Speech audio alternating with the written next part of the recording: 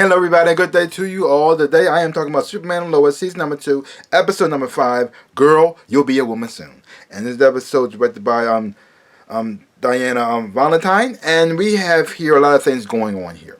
We got the main storyline going on with Superman trying to pretty much find Bizarro and put a stop to him. Find out where he come from, why he looks like him, trying to get to know what's going on. And you see that battle happens right here in this episode. You also got Lois. I'm trying to just figure out if her sister was actually right or was she wrong. Did she make a mistake? Because the thing is, though, she knows this woman, Ali Austin, is the bad guy. But did she go about it the right way? Is her facts right? So now she sees her pretty much trying to figure out what's going on. Did she betray her sister and stuff like that as well too? And then you have her partner, her reporter partner, pretty much saying, "Yeah, your sister was telling the truth, but this woman is actually messed up and she needs to be stopped. Yeah, you were right too. Yeah." Sorry about that, but I had to find out on my own. Because the thing is, though, Lois keeps the truth from her, which causes division between them. Even though Lois is right most of the time, by hiding the truth from her partner, it makes her feel like she's not on her side, and so now she got to go about things her own way. And even though what she went through was kind of crazy, messed up, she did find out what's actually happening now. So now because they're on her path, and you also had Dr. Faulkner, but you found out she's actually part of this whole cult situation, and because of it, she got killed by Bizarro, which is in a messed up, horrible way, too. I said, dang nabbit. The messed up part is, I thought she was going to be like a huge factor in this show, something like that, too, but nope, not at all. Not only did she get killed, but she got killed off screen. I was like, wow, they didn't even care about that her at all, really. Like, wow, okay, that's kind of messed up here. You also have the storyline going on between Jonathan and Jordan. Jordan's getting trained by his grandfather, and you're also seeing Jonathan taking that drug now.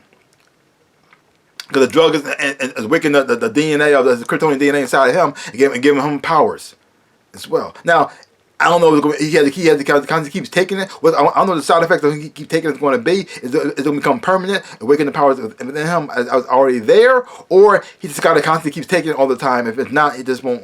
But it also like changes his attitude a little bit too. He's getting a little bit more aggressive, a little bit more angrier, because he's like making him more like because it's like steroids. It's people like steroids. The only difference is everybody else it just enhances. But since he's already part Kryptonian already.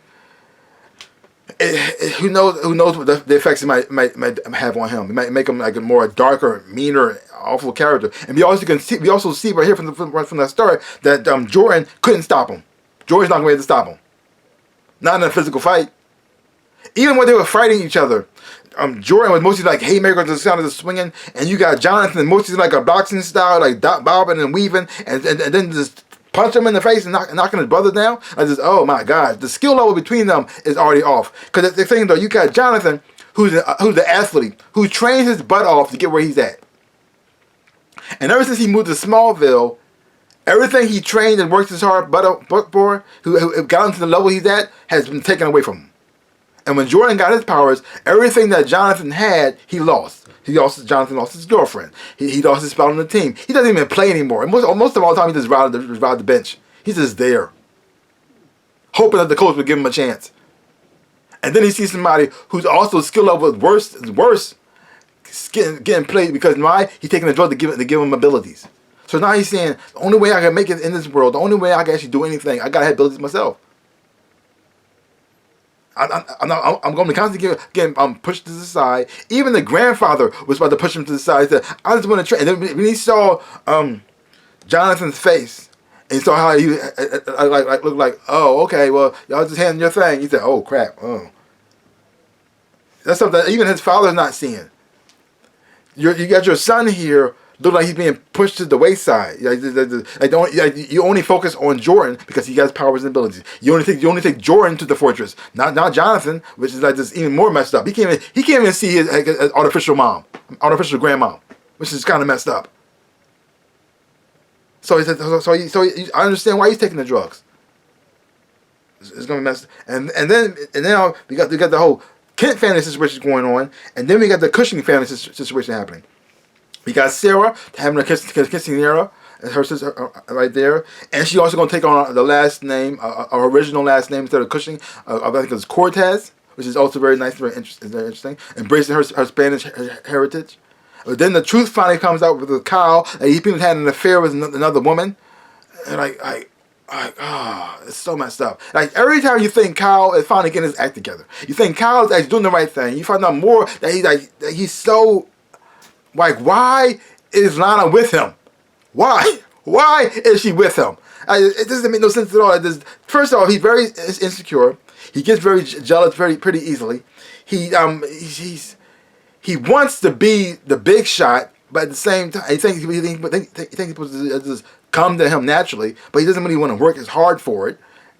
And he's so messed up as a character, and you thought he was gonna turn his life around this time, and you find out like nope, he's still in the trash. Like wow, man, wow. Like ugh.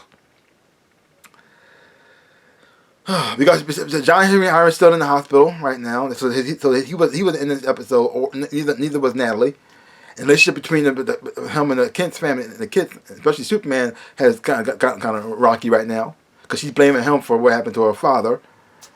And the thing is, though, they was actually starting to make a whole family dynamic going on. She's getting to know her brothers in a way. So sad. So you got two brothers on the opposite sides of one another. It looks like they're going to have a battle between one of the twins, Jonathan and Jordan.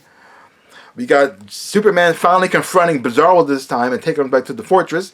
See where they're going to come from there. You also got to see him actually talk. I wonder how they're going to do his voice, and how they're going to do it, because they're going to do the whole backwards thing. Like, they didn't do that at all. I mean, they show him visually, he looks like Bizarro, and the power dynamic, how they use his powers is different. It's just like Bizarro. But I thought they're going to do the backwards talking as well too. So they didn't do that, which makes perfect sense, because that's very confusing. And a lot of people who don't read the comic book, I'm looking at this, what? Because the thing is, though, in the comic books, he's kind of like, he's a very serious threat, but also very goofy at the same time as well too. It's like a balance between silly and dangerous and scary. And so, because when he starts talking and the way he's saying, it's kind of like a child mentally. And so, and also in the backwards speaking, it's like this: what? Should I be scared of him, or should I not be scared of him? So I can see why they went the direction they went in here. So I'm fine with that. That's okay. But overall, another great episode from this show. This show seems to get better and better, and is improving a whole lot this season as well too. It's so weird. This is part of the CW. It makes no sense at all. This show is spawned off of Supergirl, and Supergirl was like, all right, babe, at its best. It was all right at its best. But this show has surpassed that show. Matter of fact, this show surpassed mostly all the CW shows, everything in the Arrowverse, pretty quickly. So I don't know how it's part of that world, but okay, fine, whatever. This is like, wow. They should stay with this. Whoever part of this show should handle the like Batwoman and all those as well too. Good Lord, like wow. But anyway, great episode. Leave your comments down below. Let me know what you thought about this episode of Superman and Lois. If you haven't watched it, check it out for yourself. Hopefully you're watching, you enjoy having watching it too. So give my channel a like, hit the thumbs up. Shaboop, and subscribe to my channel and share. I really do appreciate it. Also, links down below. Connect you on my social media and also to stores where I sell things as well. You would buy some, check it out, buy some stuff. I would appreciate that as well too. Like I always say, in my dreams of life, I am the Ninja Rabbit. Peace out, people.